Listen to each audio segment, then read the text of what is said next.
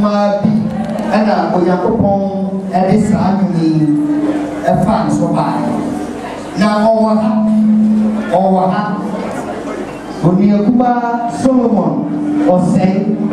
our Alato as a boy Soloka. A grand thing, Anna, in the body, Samuel, Kumason, Emma, Obuye, Etoye, Emma, Ama, Kidi, Asor, Solo, the missionary. So, I'm going to say, Ona adoniti enu a ye to sisi achire asofo ni to be na oda ko ya le pa se ba na pambe na wa so be na kaniti awa etre to na so mesramu am se maybe I don't know na eye empaibo na enu mo na mabie di wana sampa nti ensi chemo ayi du wote e bia sama to no na ihu Yesu Kristo ho asem ko ba no se misale mi fi so be ba e yes na be e na makasa mpe na mo nya osoma me na apedi enti bra me de kan sa position no ana maso no me ti eni bi se adomiti ana mi bi sa no se de ni adomiti enti bra na mi bi sa no se de ni adomiti no ana me ti yes o se adomiti ana Yesu me do ji yamba enti ama kai Yesu Kristo asem bi a o kan ma Luka tore ese misale ni fisro be ba ese ni Yesu ni ka ho asem na Luka so che ese me ba ese so na ko pon ko awo be so ti me ba ese me ba abaje no fa fo na ma be ka asem pa ma tore ni afo na ma be ka oje ma tore en fo na ma be ji won wa ba ka che no e ma enti me ka sa ese me na bo because the new year says I am here and I was in the place I know I don't it's Gapa I want to get and no one say now but I'm here and I'm here I want to say you're planning to get those of family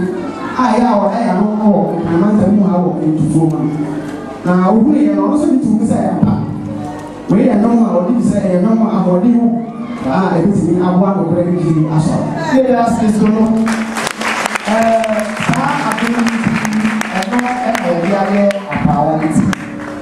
and I say title and now solo obi enya no na bia personally no area na also doing what you are say for the KD dia so coming yo menase e facho ni ameka se obra na go pa ya madon na enam mpe no foso asa masa odun bi asese no e ba so na me kan se no credit asore enu o ja ti ja so afọ ya se ti asore e papa ye di na ko di pani Daniel Ofosu pani Samuel Kodia pani Thomas Edu Dempa so what say ya tutu bia ya tell say so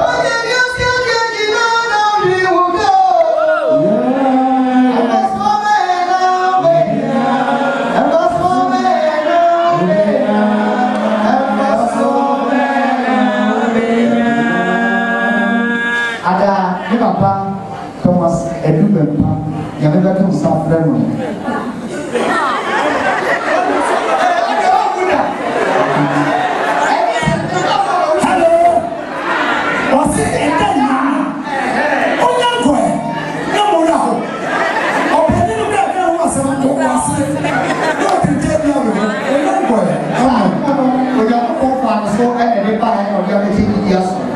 I don't care until I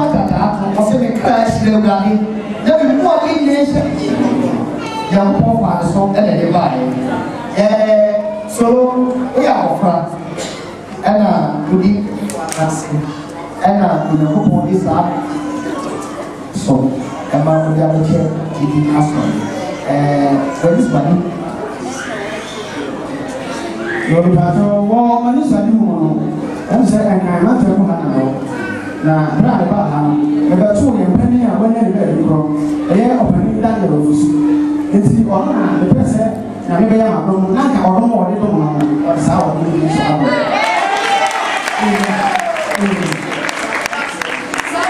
Adoniti and an airplane. Adoniti. Opo apawali dia, opo asset, anasi India. We a jumwa, a toso, you. Adoniti.